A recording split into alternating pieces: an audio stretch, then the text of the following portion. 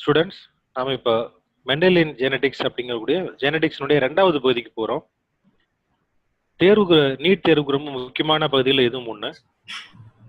Mental எவ்வாறு தன்னுடைய ஆராய்ச்சிகளை, மரபியல் பற்றிய ஆராய்ச்சிகளை, ஜெனடிக்ஸ் ரிசர்ச் நம்ம பண்ணாரு, அவர் என்னென்ன வேர்ட்ஸ் எல்லாம் யூஸ் பண்ணாரு, ஸோ அதை பத்திலாம் நம்ம தெரிஞ்சுக்க போறோம். இப்போ இது நீங்க நோட்ஸ் எடுத்துக்க வேண்டிய முக்கியமான குறிப்புகள். ஃபேக்டர்ஸ்னா என்ன, மெண்டல் எதை ஃபேக்டர்ஸ்னு சொன்னாரு, மெண்டல் எந்த தாவரத்தை தன்னுடைய எக்ஸ்பெரிமெண்ட்ஸுக்கு சூஸ் பண்ணாரு, ஏன் சூஸ் பண்ணாரு, எப்படி தன்னுடைய கிராஸ் பிரீடிங் எக்ஸ்பெரிமெண்ட்ஸ் அவர் பண்ணாரு, இந்த எக்ஸ்பெரிமெண்ட்ஸுக்கு கார்டன் பீ தோட்டப்பட்டாணி செடி எவ்வாறு பொருத்தமா இருந்தது, அதுல என்னென்ன கேரக்டர்ஸ்லாம் அவர் கணக்கில் எடுத்துக்கிட்டாரு, கான்ட்ராஸ்டிங் கேரக்டர்ஸ் அவர் கணக்கில் எடுத்துக்கிட்டாரு, அவர் எப்படி தன்னுடைய மெத்தட் ஆஃப் ஒர்க் என்ன பண்ணாரு, கிராசிங் டெக்னிக்ஸ்னா என்ன, ரெசிப்ரோக்கல் கிராசஸ்னா என்ன, அவரு அதுல பயன்படுத்தின வார்த்தைகள், பீனா என்ன, F1னா என்ன, F2னா என்ன, அந்த மாதிரி மோனோஹைபிரிட் கிராஸ், டைஹைபிரிட் கிராஸ், ஒரு பண்பு கலப்பு, இரு பண்பு கலப்பு அப்படின்னா என்ன, அதற்கு மெண்டல் கொடுத்த விளக்கங்கள் என்ன, மெண்டல்ஸ் இன்டர்பிரிட்டேஷன். அவர் அல்லீல்ஸ் அண்ட் அல்லிலோமார்ப்ஸ்னு சொன்னாரு. இன்றைக்கு நம்ம குரோமோசோம்கள், ஜீன்கள்னு சொல்றத அவர் அன்னைக்கு யூகமா சொன்னது, அவர் பார்க்காமலே சொன்னது அல்லீல்ஸ் அல்லிலோமார்ப்ஸ் அப்படின்ட்டு. அவர் கொடுத்த விகிதங்கள் என்னென்ன, ஜீனாக்க விகிதம், புறத்தோற்ற விகிதம், பினோடைபிக் ரேஷியோ, ஜீனோடைபிக் ரேஷியோ, தென் அவர் பண்ண டெஸ்ட் கிராஸ், பேக் கிராஸ், அதன் மூலமா அவர் தெரிவித்த விதிகள், மெண்டல்ஸ் லாஸ் என்னென்ன, இதெல்லாம் நம்ம தெரிஞ்சுக்க போறோம் இந்த ஷோல. ஸோ கிரிகர் ஜான் மெண்டல் அப்படிங்கிறவர் ஆஸ்ட்ரியன் மாங்க். அவருடைய வாழ்க்கை வரலாறு, எந்த கிராமத்தில் பிறந்தார், எப்பொழுது பிறந்தார் அப்படிங்கிறதெல்லாம் நம்முடைய 11ஆம் வகுப்பு உயிர் தாவரவியல் பயோபாட்னி புக்ல இருந்து நீங்க அதை படிச்சுக்கலாம்.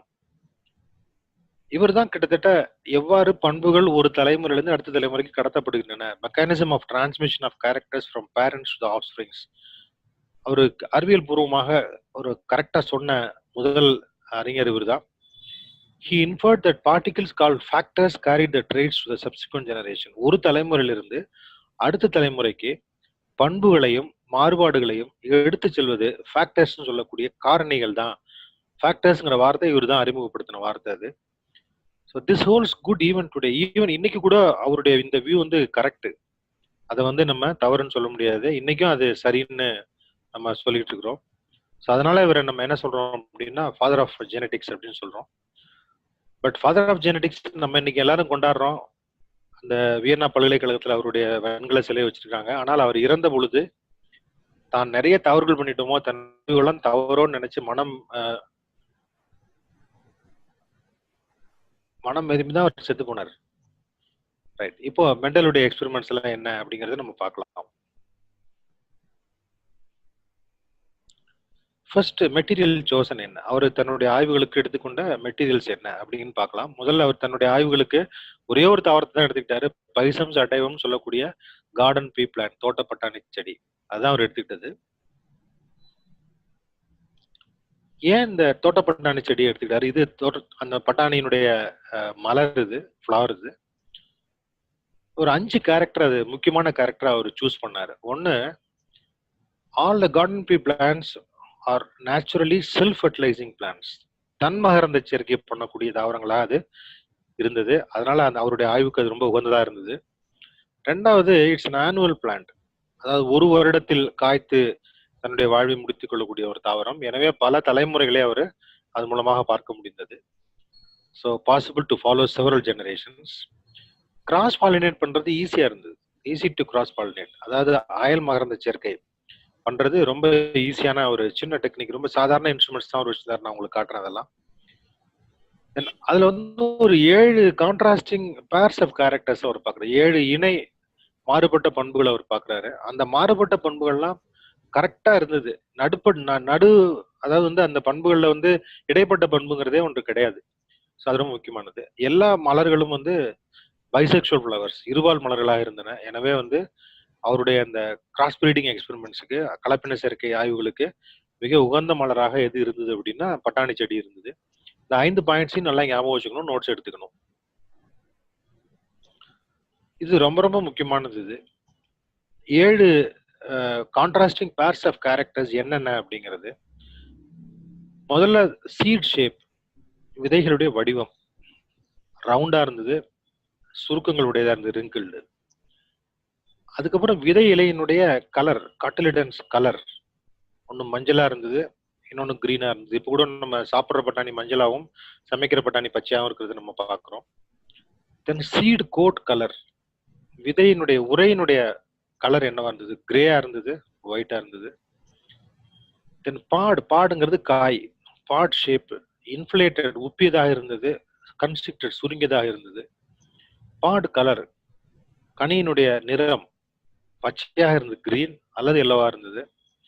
Position of pod or flower, ஃப்ளவர்னுடைய பொசிஷன் தான் பாடுனுடைய பொசிஷன், ஏன்னா ஃப்ளவர்ல இருந்தா பாடு அல்லது காய் வரும்.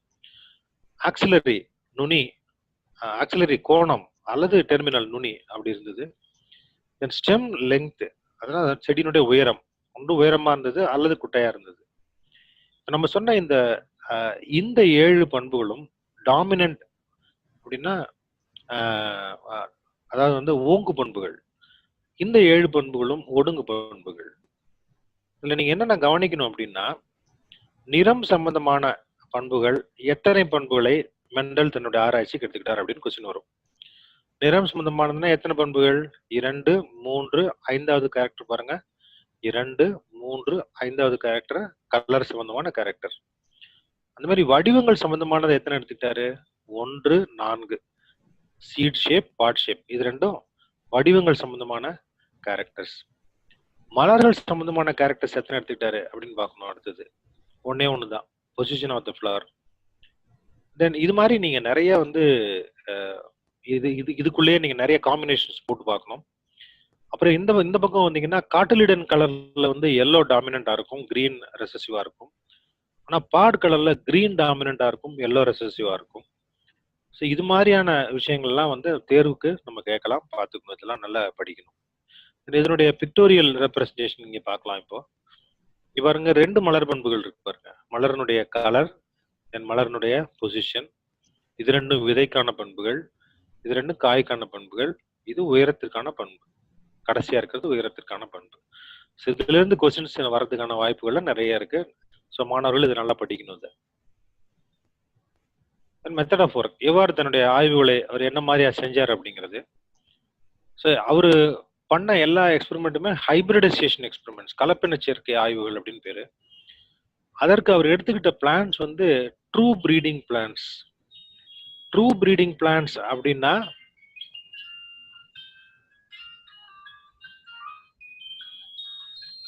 ட்ரூ ப்ரீடிங் பிளான்ஸ் அப்படிங்கிறது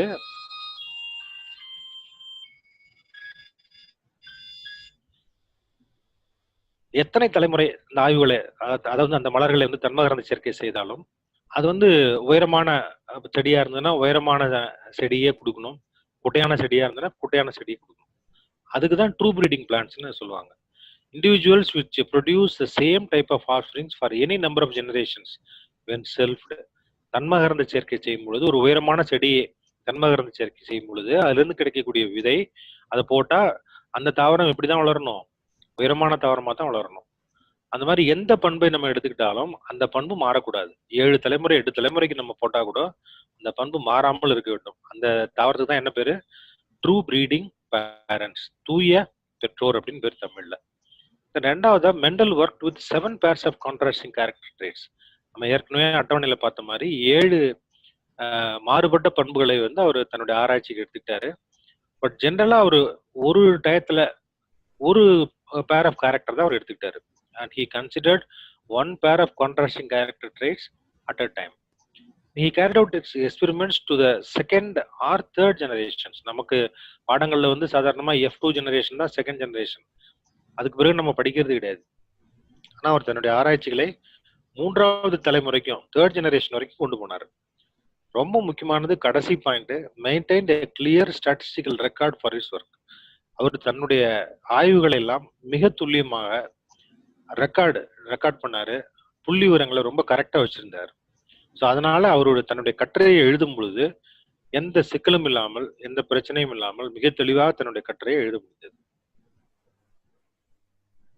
இப்போ கிராசிங் டெக்னிக்ஸ், இதுல முக்கியமான ஒரு வேர்ட் இருக்கு, ஈமாஸ்குலேஷன் அப்படிங்கிற வேர்ட் இருக்கு.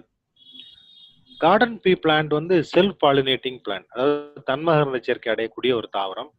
எனவே அதை வந்து நம்ம கிராஸ் பிரீடிங் பண்ணும் பொழுது 2 தாவரங்களை நம்ம கிராஸ் பிரீடிங் பண்றோம் அப்படின்னா தன்மகரந்த சேர்க்கையை முதல்ல தடுக்கணும். அதற்காக எந்த தாவரத்தை நம்ம பெண் தாவரமா எடுத்துக்கிறோமோ அந்த தாவரத்தை நம்ம என்ன பண்ணணும் அப்படின்னா ஈமாஸ்குலேட் பண்ணணும். ஈமாஸ்குலேஷன் அப்படின்னா removal of anthers. Removal of ஆந்தர்ஸ்க்கு என்ன பேர் அப்படின்னா ஈமாஸ்குலேஷன். பாருங்க, இந்த படத்துல அவர் என்ன பண்றாரு அப்படின்னா ஆந்தர்ஸை கட் பண்றாரு. ஆந்தர்ஸை கட் பண்ற நிகழ்ச்சிக்கு தான் என்ன பேர் அப்படின்னா ஈமாஸ்குலேஷன் பேரு. ஏன்னா அது என்ன பேரண்ட் அப்படின்னா பெண் தாவரமா நம்ம எடுத்துக்கிட்டது. ரைட். இப்போ இதை கட் பண்ண பிறகு எந்த தாவரத்தை ஆண் தாவரமா எடுத்துக்கிறோமோ இந்த தாவரத்திலிருந்து மகரந்த தூளை எடுத்துக்கிட்டு கலெக்ஷன் ஆஃப் பொலன் கிரைன்ஸ் இதனுடைய சூழ்முடியில ஸ்டிக்மால டஸ்ட் பண்ணணும். It's called dusting. டஸ்டிங்னா இந்த ப்ரஷ் எடுத்து என்ன பண்ணுவாங்க அப்படின்னா அந்த பொலன் கிரைனை அந்த ப்ரஷ்ல தடவி இதனுடைய ஸ்டிக்மால டிரான்ஸ்ஃபர் பண்ணுவாங்க. அதுக்கு பேர் டஸ்டிங் அப்படின்னு பேரு. ஸோ அதற்கு பிறகு அதுல இருந்து என்ன நடக்கக்கூடாது அப்படின்னா திரும்ப வேற எந்த போலன் கிரைனும் அதுல விழுந்துடக்கூடாது. அதுக்காக அது என்ன பண்ணுவாங்க அப்படின்னா இந்த ஸ்டிக்மாவை இந்த படத்துல பாருங்க ஒரு பேக் வச்சு கவர் பண்ணுவாங்க. ஓகே, ஸோ இந்த so was bagged. So bagging. So emasculation, dusting, then bagging, 3 technique. பெண் தாவரத்தை ஈமாஸ்குலேட் பண்றோம், ஆண் தாவரத்துல இருந்து பொலன் கிரைன்ஸ் எடுக்கிறோம், பெண் தாவரத்தினுடைய ஸ்டிக்மால டஸ்ட் பண்றோம், டஸ்டிங் பண்றோம். டஸ்ட் பண்ண பிறகு வேற பொலன் கிரைன் விழாம இருக்கிறதுக்காக ஒரு பாலித்தீன் கவரை வச்சு பேக் பண்றோம். தென் இப்போ இது மாதிரி நிறைய தாவரங்களை அவர் பண்ணி இதனுடைய விதைகள் எல்லாம் தனித்தனி பாட்டில்ல சேகரித்து அதெல்லாம் தெளிவா வந்து மார்க் பண்ணி குறிப்பு எடுத்துக்கிட்டாரு அவரு. ஸோ இதுதான் கிராசிங் டெக்னிக்ஸ் அவர் பண்ணது. அவர் யூஸ் பண்ண டூல்ஸ் மொத்தம் இவ்வளவுதான், ரொம்ப பெரிய டூல்ஸ் எல்லாம் கிடையாது. மெண்டலுக்கு ஒரு சந்தேகம் வந்தது. அவர் தன்னுடைய ஆய்வுகள் கிடைத்த முடிவுகள் எல்லாம் பார்த்த பிறகு ஆண் தாவரத்தை ஒரு செடியையும் பெண் தாவரமாக ஒரு செடியும் நம்ம எடுத்துக்கிறோம்.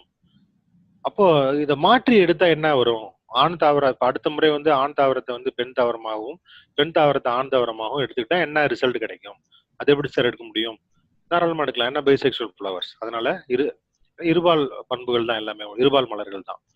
ஸோ அப்ப அது மாதிரி என்ன பண்றாரு, ஆண் தாவரத்தை பெண் தாவரமாகவும் பெண் தாவரத்தை ஆண் தாவரமாகவும் மாற்றி எடுத்து, அதாவது வந்து எந்த தாவரத்திலிருந்து பொலன் கிரைன் ஈமாஸ்குலேட் பண்ணாரோ அதனுடைய பொலன் கிரைனை எடுத்து ஆண் தாவரத்தினுடைய அந்த இதுல இருக்கக்கூடிய ஸ்டிக்மால டிரான்ஸ்ஃபர் பண்ணி பார்த்தாரு. ஸோ தாவரங்களை மாற்றி அந்த ஆய்வுகளை செய்து பார்த்தாரு. அப்போ கூட அவருக்கு என்ன ரிசல்ட் கிடைச்சது அப்படின்னா ஒரே ரிசல்ட் தான் கிடைச்சது. there was no change in the ratio the offspring, that is sex has no influence on inheritance அப்படிங்கறத சொல்றாரு. ரொம்ப முக்கியமான பாயிண்ட், நோட் பண்ணிக்கணும். தாவரங்களுடைய பால் தன்மை sex has no influence on inheritance, அதனுடைய பாரம்பரியத்தை பாதிப்பது கிடையாது அப்படிங்கிறத எந்த கிராஸ் மூலமா அவர் சொன்னார் அப்படின்னா ரெசிப்ரோக்கல் கிராஸ் மூலமா அவர் சொன்னார். அடுத்ததா அவர் பயன்படுத்தின சில வார்த்தைகள் சிவப்பு கலர்ல போட்டிருக்கோம். P1, F1, F2 போட்டிருக்கோம். The word P refers to parental generation. P அப்படின்னா அது பெற்றோர் சந்ததியை குறிக்கக்கூடிய வார்த்தை அல்லது எழுத்து. F அப்படிங்கிறது ஃபைலியல் ஜெனரேஷன். ஃபைலியல் ஜெனரேஷன் அப்படின்னா முதல் தலைமுறை, செய் தலைமுறைன்னு பேரு. 1 போட்டிருந்தோம் அப்படின்னா ஃபர்ஸ்ட் ஃபைலியல் ஜெனரேஷன் அர்த்தம், முதல் செய் தலைமுறை அப்படின்னு அர்த்தம். F2 என்பது இரண்டாவது செய் தலைமுறை அப்படின்னு அர்த்தம். So P refers to parents, F refers to filial generation, F1 refers to first filial generation, then F2 refers to second filial generation. So இது அவருடைய வார்த்தைகளுக்கான, அவர் யூஸ் பண்ண வார்த்தைகளுக்கும் அதற்கான விளக்கங்களும். தென் 2 விதமான கிராஸ் அவர் செஞ்சு பார்த்தாரு, monohybrid cross and dihybrid cross. Monohybrid கிராஸ்ல அவர் ஒரு ஜோடி பண்புகளை எடுத்துட்டார், 1 pair of contrasting characters, ஒரு ஜோடி மாறுபட்ட பண்புகளை எடுத்துக்கிட்டு அவர் செய்த ஆய்வுகளுக்கு என்ன பேர் அப்படின்னா மோனோஹைபிரிட் கிராஸ். மேல இருக்கக்கூடிய படத்துல அந்த ஊதா மலர்களும் வெள்ளை மலர்களையும் அவர் மலர்களுடைய நிறத்தை மட்டும் வச்சு செஞ்ச ஆய்வு ஒரு பண்பு கலப்பு ஆய்வு அல்லது மோனோஹைபிரிட் கிராஸ் அப்படின்னு சொல்லுவோம். 2வது படத்துல பாருங்க 2 விதமான பண்புகளை எடுத்துக்கிறாரு, விதையினுடைய வடிவம் மற்றும் விதையினுடைய நிறம், shape and colour of the seed. இந்த மாதிரி 2 pair of contrasting characters அவர் எடுத்துக்கிட்டு செய்த ஆய்வுக்கு டைஹைபிரிட் கிராசஸ்ன்னு பேர். இப்போ ஃபர்ஸ்ட் நம்ம என்ன பார்க்க போறோம் அப்படின்னா மோனோஹைபிரிட் கிராஸ் பார்க்க போறோம். இது Pனா நம்ம என்ன சொன்னோம், என்ன பார்த்தோம், பேரண்டல் ஜெனரேஷன், பெற்றோர் சந்ததி.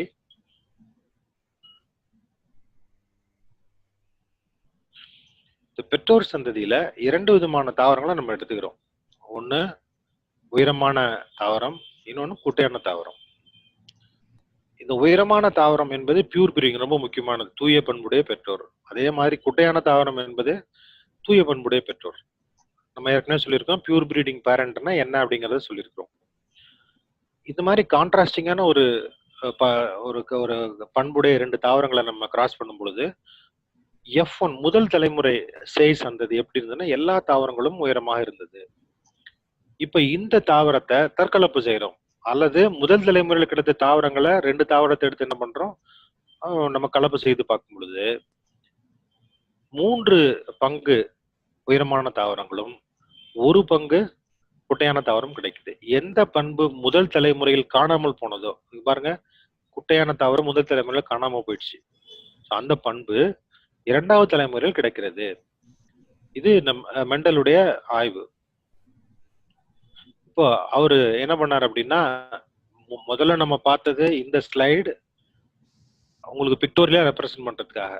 ஆனா நெக்ஸ்ட் ஸ்லைட் பாத்தீங்க அப்படின்னா, ஒரு அந்த பெற்றோர் தாவரத்திற்கும், ஆண் தாவரம் பெண் தாவரம் ஏதோ ஒன்று இருந்தாலும், ஒரு பண்பை 2 காரணிகள் கட்டுப்படுத்துகின்றன. அந்த உயரம்ங்கிற பண்பை 2 காரணிகள் கட்டுப்படுத்துகின்றன. இந்த மாதிரி குட்டைங்கிற அந்த பண்பை 2 காரணிகள் கட்டுப்படுத்துகின்றன. இதை அவர் மேத்தமேட்டிக்கலா டெரைவ் பண்ணார். ஒவ்வொரு காரணியும் கேமெட் உருவாக்கத்தின் போது பிரிந்து சென்று தனித்தனியான கேமெட்டுகளில் நுழைகின்றன. 2 ஒன்னா சேர்ந்து போறது இல்ல. சோ இங்க ஒரு காரணி தான் இந்த கேமெட்டுக்குள்ள நுழையுது, இன்னொரு காரணி இன்னொரு கேமெட்ல இருக்கு. அந்த மாதிரி இந்த 2ல ஒரு காரணி இந்த கேமெட்டுக்குள்ள இருக்கு, இன்னொரு காரணி இன்னொரு கேமெட்டுக்குள்ள இருக்கு. இந்த 2 காரணிகளும் முதல் தலைமுறை சேய் சந்ததியில் ஒன்றாக்கப்படுகின்றன. இங்க பாருங்க, இந்த காரணிகள் வேறுபடுகின்றன. இதுக்கு பேர் தான் என்ன அப்படின்னா ஹைபிரிட் அப்படின்னு பேர், கலப்பினம் அப்படின்னு பேர். இது தூய இனம், ஏன்னா 2 காரணிகளும் ஒரே காரணிகள். ஆனால் இங்க என்ன ஆகுது அப்படின்னா கலப்பினம், ஏன்னா 2 காரணிகளும் மாறுபட்ட காரணிகள்.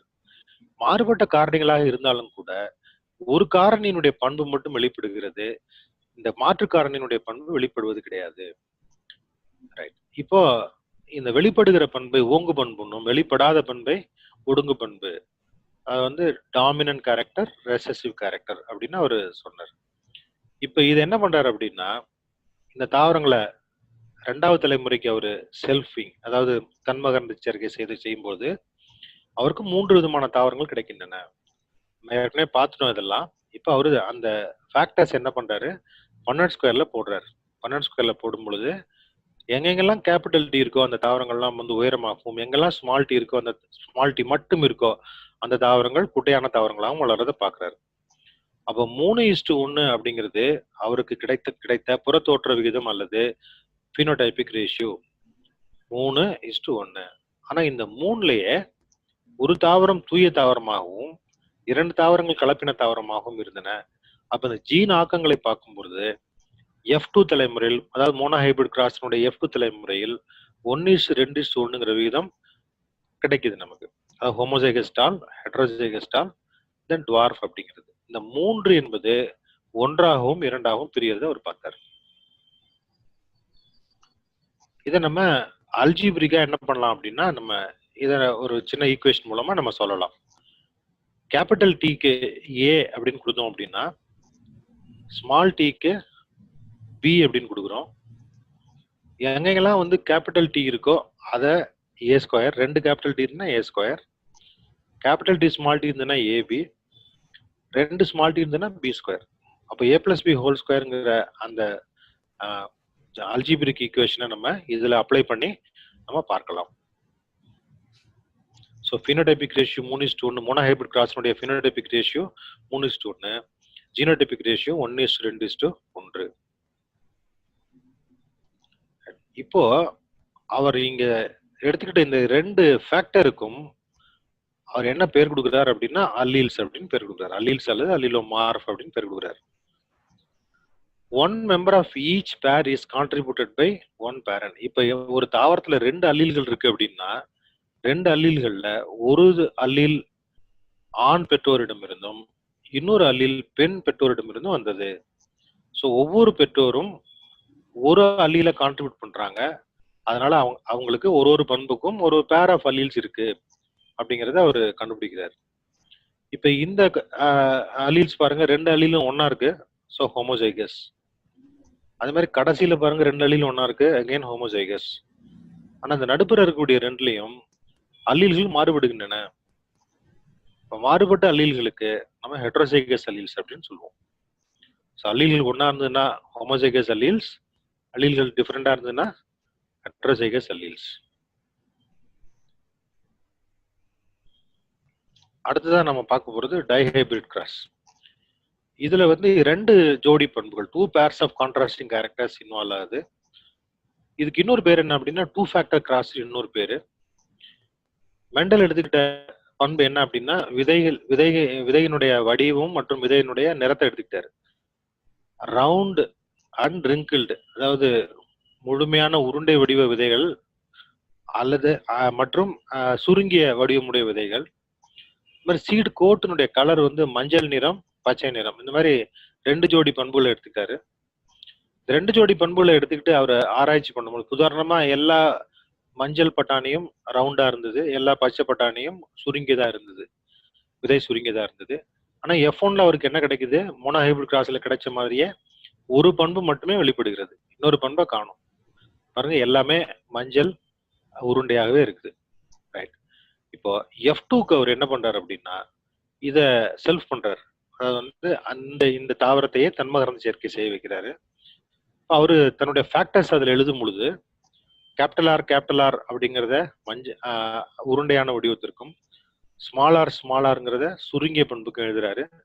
கேப்டலோய்ங்கிறத மஞ்சள் நிறத்திற்கும், ஸ்மால் ஒய்ங்கிறத பச்சை நிறத்துக்கும் எழுதுறாரு. அப்போ இது மாதிரி 4 விதமான காம்பினேஷன்ஸ் அவர் போடுறாரு. 4 விதமான காம்பினேஷன்ஸை போடும் பொழுது F2 ஜெனரேஷன்ல அந்த பெற்றோர் சேர்க்கையை தவிர 2 புதிய சேர்க்கைகள் கிடைக்குது. அப்போ மொத்தம் 4 விதமான காம்பினேஷன்ஸ் அவருக்கு கிடைக்குது. ஃபார் எக்ஸாம்பிள் பாருங்க, ரவுண்ட் எல்லோ கிடைக்குது, ரிங்கிள்டு கிரீன் கிடைக்குது, ரவுண்ட் கிரீனும் கிடைக்குது, ரிங்கிள்டு எல்லோவும் கிடைக்குது. அப்போ 4 விதமான காம்பினேஷன்ஸை அவர் 9:3:3:1ங்கிற விதத்துல அவருக்கு கிடைக்குது. ரவுண்ட் எல்லோவும் ரிங்கிள்டு கிரீனும் பேரண்டல் காம்பினேஷன்ஸ்னு பேரு, பெற்றோர் சேர்க்கைகள்னு பேரு. ஆனா புதிதாக கிடைத்த ரவுண்ட் கிரீனும் ரிங்கிள்டு எல்லோவும் புதிய சேர்க்கைகள் அல்லது நியூ காம்பினேஷன்ஸ் பேரு. இது நமக்கு கொஸ்டின் வரும். எப்படி கொஸ்டின் வரும்? மெண்டலுடைய இருபண்பு கலப்புல டைஹைபிரிட் கிராஸ்ல எத்தனை பேரண்டல் காம்பினேஷன்ஸ் கிடைச்சது அப்படின்னு கேட்பாங்க. நம்ம என்ன எழுதுவோம்? 9:1 அப்படின்னு எழுதுவோம். அவன் சாய்ஸ்ல 10ன்னு கொடுத்துருப்பான். 10 தான் கரெக்டான ஆன்சர். ஏன்னா 9ஐயும் 1ஐயும் சேர்க்கணும். அவன் கேட்கறது என்ன, எத்தனை பேரண்டல் காம்பினேஷன்ஸ் கிடைக்குது? 10 செடி 10 பேரண்டல் காம்பினேஷன்ஸ். எத்தனை நியூ காம்பினேஷன் கிடைக்குது? 6. ஸோ 9:3:3:1ங்கிறது 10:6 அவன் ஒரு புது ரேஷியோ கொடுப்பான். நம்ம அந்த இடத்துல குழம்பிடாம கரெக்டா ஆன்சர் பண்ணணும். ஸோ இந்த 9:3:3:1 அப்படிங்கிறது டைஹைபிரிட் ரேஷியோ. இங்க நீங்க அவருக்கு உண்மையிலேயே எத்தனை தாவரங்கள் கிடைத்தது அப்படிங்கிற கணக்கு இங்க இருக்கு. 315 தாவரங்கள் ரவுண்ட் எல்லோ சீட்ஸை கொண்டிருந்தது, 108 தாவரங்கள் ரவுண்ட் கிரீன் சீட்ஸ் கொண்டிருந்தது, 101 தாவரங்கள் ரிங்கிள்டு எல்லோ சீட்ஸ் கொண்டிருந்தது, 32 தாவரங்கள் மட்டும் பச்சை சுருங்கிய சிறு ரிங்கிள்டு கிரீன் சீட்ஸ் கொண்டிருந்தது. So almost it comes to 9:3:3:1. So அவர் இதுல என்னென்ன மாதிரியான combinations, capital R small Y, small R small Y அப்படிங்கிறதெல்லாம் போட்டு பண்ணட் ஸ்கொயரை ஃபில் பண்ண நமக்கு தெரியணும். நம்ம 11ஆம் வகுப்புல படிச்சிருக்கிறோம். அடுத்து ரொம்ப முக்கியமானது பேக் கிராஸ் அல்லது டெஸ்ட் கிராஸ். மெண்டலுக்கு என்ன சந்தேகம் அப்படின்னா, 3 தாவரங்கள் மோனோஹைபிரிட் கிராஸ்ல உயரமா இருக்கு. இந்த 3ல தூய பெற்றோர் எது, கலப்பின தாவரம் எதுன்னு அவருக்கு தெரியல. ஸோ அதனால அவர் என்ன பண்ணார் அப்படின்னா, அவரு இந்த தாவரத்தை எடுத்துக்கிட்டாரு. ஒரு தாவரத்தை எடுத்துக்கிட்டு சப்போஸ் இதான் அவர் எடுத்துக்கிட்ட கலப்பின தாவரம்னு வச்சுங்களேன். கலப்பின தாவரத்துல 2 ஃபேக்டர்ஸ் இருக்கும். ஒரு கேபிட்டல் டி இருக்கும், ஒரு ஸ்மால் டி இருக்கும். அதோட அவர் என்ன பண்றாரு அப்படின்னா, தூய பெற்றோர் ஓங்கு பண்புடைய பெற்றோரை கிராஸ் பண்றாரு. கிராஸ் பண்ணும் பொழுது எல்லா தாவரங்களும் உயரமாக இருந்தன. எல்லா தாவரங்களும் உயரமா இருந்தன. திரும்ப அவருக்கு இந்த கிராஸ்க்கு என்ன பேர் அப்படின்னா பேக் கிராஸ் அப்படின்னு பேரு. அதாவது முதல் தலைமுறை சேய் சந்ததியை ஏதாவது ஒரு பெற்றோர் சந்ததியோட கிராஸ் பண்றதுக்கு தான் என்ன பேர் அப்படின்னா பேக் கிராஸ் அப்படின்னு பேரு. ரைட். எது இப்போ வந்து ஓங்கு பண்புடைய பெற்றோரோட நம்ம கிராஸ் பண்ணும் பொழுது அந்த பண்பு மட்டும்தான் வெளிப்படுகிறது. அப்புறம் எடுத்துக்கிட்டாரு என்ன பண்ணார் அப்படின்னா ஒடுங்கு பண்புடைய பெற்றோரை எடுத்துக்கிட்டாரு. இங்க பாருங்க 2 ஸ்மால் டி. ஒடுங்கு பண்புடைய பெற்றோரை எடுத்துக்கும் பொழுது உயரமான தாவரங்களும் குட்டையான தாவரங்களும் சரி விகிதத்தில் தோன்றின 1:1 ரேஷியோல தோன்றியது. அது மாதிரி பேக் கிராஸ்லயே ஒடுங்கு பண்புடைய பெற்றோரோட நம்ம கிராஸ் பண்றத நம்ம என்ன சொல்லுவோம் அப்படின்னா டெஸ்ட் கிராஸ் அப்படின்னு சொல்லுவோம். இதெல்லாம் தேர்வுக்கு ரொம்ப முக்கியமான வார்த்தைகள். கொஸ்டின் எப்படி கேட்பாங்க அப்படின்னா மெண்டல் தன்னுடைய ஒரு பண்பு கலப்பு ஆய்வில் தூய பெற்றோருக்கு பதில் கலப்பின பெற்றோரை எடுத்திருந்தால் என்ன ரேஷியோ கிடைக்கும் அப்படிங்கறதெல்லாம் கொஸ்டினா கேட்பாங்க. அதெல்லாம் ஒர்க் அவுட் பண்ணி நம்ம பார்த்து வச்சுக்கணும். எப்படி ஒரு பண்பு கலப்பு சோதனைக்கு ஒரு டெஸ்ட் கிராஸ் அல்லது பேக் கிராஸ் பண்ணாரோ அதே மாதிரி இருபண்பு கலப்புக்கும் அவர் பண்ணாரு. இருபண்பு கலப்புல அவர் எடுத்துக்கிட்டது தூய ஒடுங்கு பண்புடைய பெற்றோரை எடுத்துக்கிட்டாரு. எப்படி அதுல 1:1 ரேஷியோ வந்ததோ டைஹைபிரிட் கிராஸ்க்கு ஒரு ரேஷியோ 1:1:1:1 ரேஷியோல வந்தது. 4 தாவரங்களும் சரி விதத்தில் தோன்றின. அது இந்த ரேஷியோல நல்லா ஞாபகம் வச்சுக்கணும். இந்த ஆய்வுகள்ல இருந்து நமக்கு 3 மெண்டலுடைய விதிகள் தெரிவிக்கப்படுகின்றன. The 3 laws are derived from his both monohybrid cross and dihybrid cross. monohybrid crossல இருந்து முதல் 2 விதியும் டைஹைபிரிட் கிராஸ்ல இருந்து 3வது விதியும் தெரிவிக்கப்படுகிறது. நல்லா ஞாபகம் வச்சுக்கணும். அதை நமக்கு கொஸ்டின் கேட்டா சொல்லணும். உதாரணமா லா ஆஃப் டாமினன்ஸ் அண்ட் ரெசிஸ்டிவ்னஸ் அப்படிங்கிறது எங்கேருந்து வருது? ஓங்கு பண்பு அல்லது ஒடுங்கு பண்பு விதி என்பது ஒரு பண்பு கலப்பு ஆய்வினுடைய F1 தலைமுறையில நம்ம பார்க்கக்கூடிய விஷயம். Law of segregation or law of purity of gametes அப்படிங்கிறது ஒரு பண்பு கலப்புல 2வது தலைமுறையில F2 தலைமுறையில பார்க்கக்கூடிய நம்ம விஷயம். லா ஆஃப் இண்டிபெண்டன்ட் அசார்ட்மெண்ட் அப்படிங்கிறது இருபண்பு கலப்பு சோதனையிலிருந்து கிடைக்கக்கூடிய விஷயம். தமிழ்ல லா ஆஃப் டாமினன்ஸ்க்கு ஓங்கு பண்பு அல்லது ஒடுங்கு பண்புக்கான விதி. லா ஆஃப் செக்ரிகேஷன் அப்படின்னா தனித்து பிரிதல் விதி அல்லது கேமெட்டுகளின் தூயத்தன்மைக்கான விதி. 3வது law of independent assortment. Independent assortment அப்படின்னா தனித்து பிரிதல் விதி. ஒன்னொன்னா நம்ம பார்ப்போம். First law of dominance. When 2 homozygous individuals with one or more set of contrasting characters are crossed, 2 மாறுபட்ட பண்புகளை உடைய தூய பெற்றோர் கலப்பின சேர்க்கைக்கு உட்படுத்தப்படும் பொழுது the characters that appear in the F1 hybrid are dominant and those that do not appear in F1 are recessive. F1 தலைமுறையில் வெளிப்படும் பண்பு ஓங்கு பண்புன்னு சொல்றோம். F1 தலைமுறையில மறைக்கப்படுகிற பண்புக்கு பேரு ரெசசிவ் அல்லது ஒடுங்கு பண்பு அப்படின்னு பேரு. இதான் லா ஆஃப் டாமினன்ஸ் அல்லது ஓங்கு பண்பு அல்லது ஒடுங்கு பண்புக்கான விதி. 2வது லா ஆஃப் செக்ரிகேஷன் அல்லது law of purity of gametes. When a pair of contrasting factors or genes or allelomorphs are brought together in a heterozygous or hybrid, 2 members of the allelic pair remain together without mixing. இப்போ நம்ம என்ன பார்த்தோம்? அல்லீல்கள் ஒன்றாக கொண்டு வரப்படுகின்றன. ஓங்கு பண்புக்கான capital டீயும் ஒடுங்கு பண்புக்கான small டீயும் ஒன்றாக கொண்டு வரப்படும் போது அது கேபிட்டல் டியும் ஸ்மால் டியும் மிக்ஸ் ஆகுறது இல்ல. 2வது தலைமுறை F2 தலைமுறை தாவரங்கள் உற்பத்தி செய்யும் பொழுது அந்த கேபிட்டல் டி தனியாக பிரிந்து சென்று F1 தலைமுறையில் காணாமல் போன அந்த குட்டையான செடியை F2 தலைமுறையில் கொண்டு வருகிறது. அதான் அவர் சொன்னார்.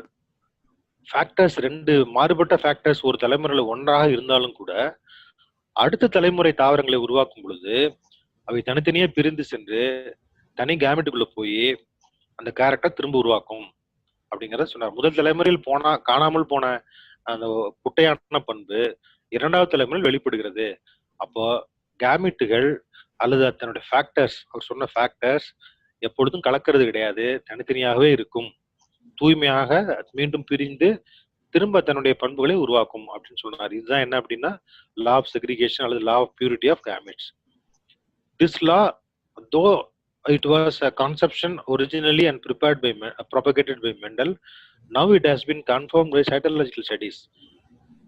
இந்த விதி தற்பொழுது செல்லியல் ஆய்வுகள் மூலமாக, செல்லியல் படிப்புகள் மூலமாக உறுதி செய்யப்படுகிறது. Dominance or no dominance segregation good holds good for all cases. அந்த ஃபேக்டர் வந்து டாமினன்ட் ஃபேக்டரா இருக்கலாம், ரெசசிவ் ஃபேக்டரா இருக்கலாம். ஆனா தனியே பிரிந்து சென்று வாய்ப்பு கிடைக்குமானால் தன்னுடைய பண்பை அது வெளிப்படுத்துகிறது. மூன்றாவது விதி law of independent assortment. Dihybrid கிராஸ்ல நம்ம என்ன பார்த்தோம்? 2 விதமான பண்புகளை நம்ம பார்த்தோம். ஒரு பண்பு விதையினுடைய நிறம், மஞ்சள், பச்சை. இன்னொரு பண்பு விதையினுடைய வடிவம், உருண்டை, சுருங்கியது. அப்போ கிடைத்த எல்லா F2ல எல்லாமே எப்படி கிடைச்சிருக்கணும்? மஞ்சள் உருண்டையாகவும் பச்சை சுருங்கியதும் தான் கிடைச்சிருக்கணும். அப்படி கிடைச்சிருந்ததுன்னா என்ன அர்த்தம்? மஞ்சள் அப்படிங்கிற அந்த நிறம் உருண்டைங்கிற பண்போட சேர்ந்துதான் இருக்கும், தனியா பிரியாது. அந்த மாதிரி பச்சை அப்படிங்கிற விதையினுடைய நிறம் சுருங்கிய வடிவத்தோட தான் சேர்ந்து இருக்கும், தனியா பிரியாது. ஆனா என்ன நடந்தது? F2 தலைமுறையில் உருண்டையான பச்சை நிற விதைகள் கிடைத்தன, சுருங்கிய மஞ்சள் நிற விதைகள் கிடைத்தன. அப்போ புதிய சேர்க்கைகள் கிடைக்கின்றன. அப்படின்னா உருண்டைங்கிற விதையினுடைய வடிவமும் மஞ்சள்ங்கிற அந்த நிறமும் எப்பொழுதும் ஒன்றா சேர்ந்து இருக்கணுங்கிற அவசியம் கிடையாது. அவை வாய்ப்பு கிடைத்ததுன்னா தனித்தனியாக பிரிந்து சென்று தனி கேமெட்டுகளுக்குள் நுழைந்து புதிய சேர்க்கைகளை உருவாக்கும். இதுதான் என்ன அப்படின்னா லா ஆஃப் இண்டிபெண்டன்ட் அசார்ட்மெண்ட். அப்ப இது எதன் மூலமாக தெரிவிக்கப்படுகிறது? டைஹைபிரிட் கிராஸ் அல்லது இருபண்பு கலப்பு சோதனை மூலமாக தெரிவிக்கப்படுகிறது. Mendel gave this law based on his dihybrid cross experiment. Here, the total number of individuals in F2 will be 16, which occur in a ratio of 9:3:1, where 2 parental classes, 9 and 1, are parental classes, and both the trees are new combinations. So, இப்போ points to note students க்கு factors அப்படின்னா என்னன்னு தெரியணும், அல்லீல்ஸ்னா என்னன்னு தெரியணும், genes. So Mendel சொன்ன factors alleles தான் இப்பொழுது நம்ம ஜீன்ஸ் அல்ல குரோமோசோம்னு சொல்றோம். மெட்டீரியல் சோசன் ஃபார் எக்ஸ்பெரிமெண்ட் பைசன் சட்டம் அல்லது garden pea plant. Cross breeding experiment எத்தனை அதாவது பியூர் பிரீடிங் பிளான்ட்னா என்ன, how many contrasting pairs of characters for used, இதெல்லாம் நீங்க நோட் பண்ணி வைக்கணும். ஏன் garden pea plant is suitable for is experiment? That is naturally self fertilising, annuals, easy to cross pollinate. Then deeply defined contrasting characters, bisexual, இதெல்லாம் அதனுடைய advantage. எத்தனை pair of character அவர் எடுத்துக்கிட்டாரு? 7 பேர். திரும்ப ஞாபகப்படுத்தினா எத்தனை அதில் ஃப்ளோரல் கேரக்டர், எத்தனை சீடு கேரக்டர், எத்தனை colour character, இதெல்லாம் ஞாபகம் வச்சுக்கணும். தென் ஹைபிரிடைசேஷன் எக்ஸ்பெரிமெண்ட்டுக்கு எப்படி பண்ணாரு, எத்தனை ஜெனரேஷன் வரைக்கும் அவர் கொண்டு போனாரு, எப்படி ரெக்கார்ட்ஸ் மெயின்டைன் பண்ணாரு அப்படிங்கிறதெல்லாம் நீங்க தெளிவாக படிக்க வேண்டிய முக்கியமான பகுதிகள். தென் கிராசிங் டெக்னிக்ஸ்ல ஈமாஸ்குலேஷன்னா என்ன, கலெக்ஷன் ஆஃப் போலன் கிரெயின் என்ன, டஸ்டிங்னா என்ன, பேக் கவரிங்னா என்ன, அதெல்லாம் தெரிஞ்சுக்கணும், நல்லா ஞாபகம் வச்சுக்கணும். ரெசிப்ரோக்கல் கிராசஸ் என்ன, changing the sex of the parent has no influence on the heredity அப்படின்னு சொன்னாரு. தென் பீனா என்ன, F1 என்ன, F2 என்ன, மோனோஹைபிரிட் டைஹைபிரிட் கிராஸினுடைய ரேஷியோஸ் என்ன, தென் அல்லீல்ஸ் அல்லீலோமார்ப்ஸ் ஆக்குபை இந்த அப்போ அப்படின்னா என்ன ஆக்சுவலா. ஸோ இப்போ நம்ம ஜீன்னு சொல்றோம். ஒரு ஹோமோலோகஸ் குரோமோசோம்கள்ல, ஒத்த இணை குரோமோசோம்கள்ல ஒரே லோக்கஸ்ல இருக்கக்கூடிய 2 ஜீன்களை, மாறுபட்ட ஜீன்களை தான் என்னன்னு சொல்றோம், நம்ம அல்லீல்ஸ் அப்படின்னு சொல்றோம். ஸோ 3:1, 1:2:1ங்கிறது ஒரு பண்பு கலப்புக்கான புறத்தோற்ற விகிதம் மற்றும் ஜீனாக்க விகிதம்.